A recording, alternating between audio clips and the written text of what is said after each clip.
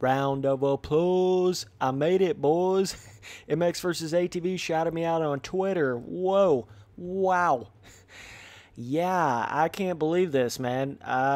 Would have never would have thought in 1,000 years that would ever happen. It just goes to show you what kind of company they really are.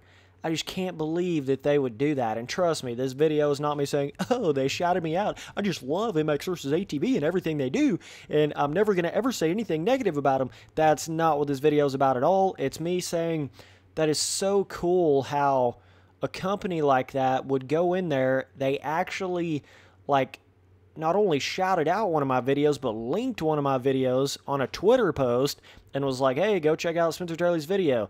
And it's like, that's crazy that they would do that to a smaller YouTuber like that. Support the smaller creator, man. That is just sick. Like, that is so cool. It's badass in every way you look at it, you know?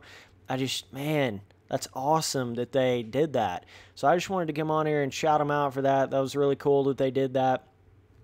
Just the realization that, hey, the community does actually have a voice, and even the smaller YouTubers out there and smaller content creators and stuff like that, I just thought it was so cool. You know, I never would have thought they would have, like, they followed me on Instagram, right? That was the first whole thing. I was like, oh, okay, that's kind of cool. It's kind of crazy, but whatever. And then now they're posting my video on their Twitter. It's like, wow. And the crazy thing about it is I was saying negative things about the game in the video of mine that they posted on their Twitter, saying go check out that video. Like, I actually was saying negative things about MX versus ATV All Out. So you see how cool that is, how they have that realization of, oh, hey, the community can disagree and think that this is worse in the game or this shouldn't be in the game and speak negatively about our game, but we can still shout that person out or still, listen to that person, listen to the community, even though they may be speaking negatively about our game. That's just, I don't even know how to explain what that says about their company when they do something like that. You know what I'm saying? Like, a company that will go in there, I couldn't think of hardly any other company that would go in there and link a video on their Twitter of some YouTuber, fairly small YouTuber, that's speaking somewhat negatively about their game and actually post that and be like, hey, go check that out. That is just, man, that is like the utmost level of, like, cool, like, yes, dog, you guys have the right mental state of mind going on. I know you might have made some sketchy decisions, some DLC stuff, the bike DLC, certain stuff like that, but I have to give it off to you. Somebody over there has got more of the right mental state than has been over there for the past few years. I will definitely say that for a fact. Like, they've got it figured out, trying to go in here and, really put that full content in the game again, motocross, supercross, freestyle tracks, free ride tracks, right? They got that whole thing coming back around. The whip design thing, everybody complained, can't move in MX versus ATV Supercross, stiff on the bike, can't do whips, can't do that at all. So here they go, put a full whip system in there, like turn up whips, whip it all the way around backwards, pancake it. The most free whip system I've probably ever felt in any motocross game. Not necessarily saying it's technically the best, you know what I'm saying, but it is free, dude. Like, you cannot deny that. It's free. So they're listening to the community, man. Two strokes, like 500s, like they're stepping in the right direction, man. That's the big thing. Like, this is a time to be excited for the MX versus ATV series because they're figuring it out. Like, we've been in such a drought, such a bizarre time frame with these MX versus ATV games, like through Alive and MX versus ATV Supercross and Encore. Such a bizarre time to be a MX versus ATV fan, and now it's like it's finally coming back around. That was one really big reason why my sort of like first impressions of this game and all that was more on the positive side than anything. Was just it's like, finally I can breathe a little bit, breathe a little bit of fresh air with this MX versus ATV series. It was like, finally something. Finally they're giving us something, bro. So that's why you're seeing that, right? That's why you're seeing sort of my just general positivity towards them and understanding towards them and that sort of thing. That's why you're seeing more of that. It's not a fanboyism. I'm a fanboy of Reflex and a fanboy of MX Simulator, even though I've spoken negatively about both of those games multiple times. But, I mean, I'll admit I'm a fanboy of those games, but it's not really like a fanboy of a company. You get what I'm saying? It's a fanboy of those games because I like those games, because I think those are the best games, because I think the physics in those games are the best, and the way the bike feels and the air physics, ground physics are the best in those games. That's why I like those games. It's not, you know, a lot of fanboys, they get so caught up in it and they like something for some other reason than the actual thing itself. You get what I'm saying?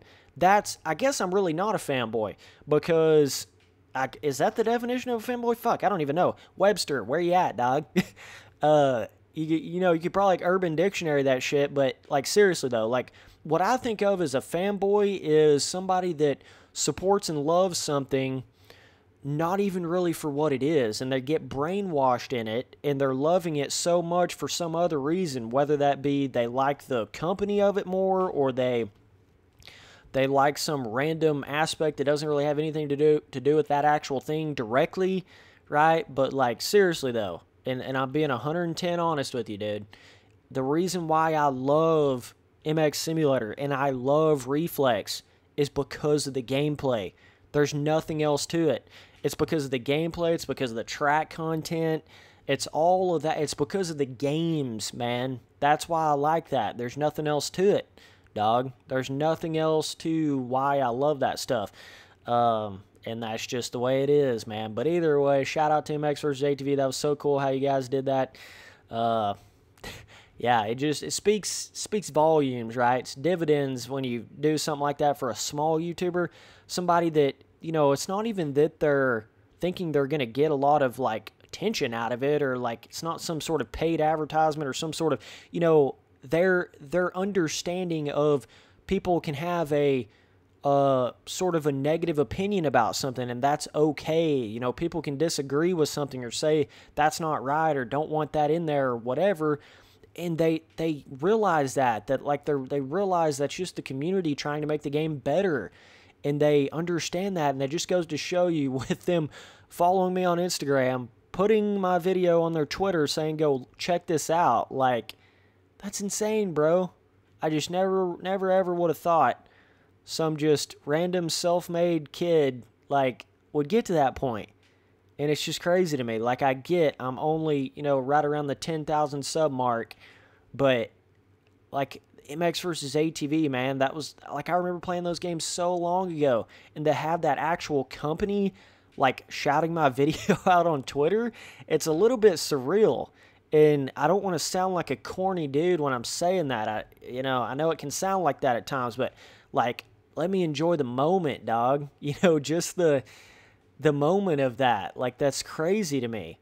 It's just crazy to me that I'm able to talk to JLV, talk to creators of these games that I've loved for so long, and have such a communication with them, because I look at myself as just a normal guy. Like, even though, yes, I have grown on YouTube, I'm not saying I'm the biggest ever, obviously, but the one thing you'll know about Spencer Turley, and you'll be able to see this through all my videos, is I never treat it like I'm some sort of next level, you know, super big YouTuber, no one can touch me, and like on this pedestal.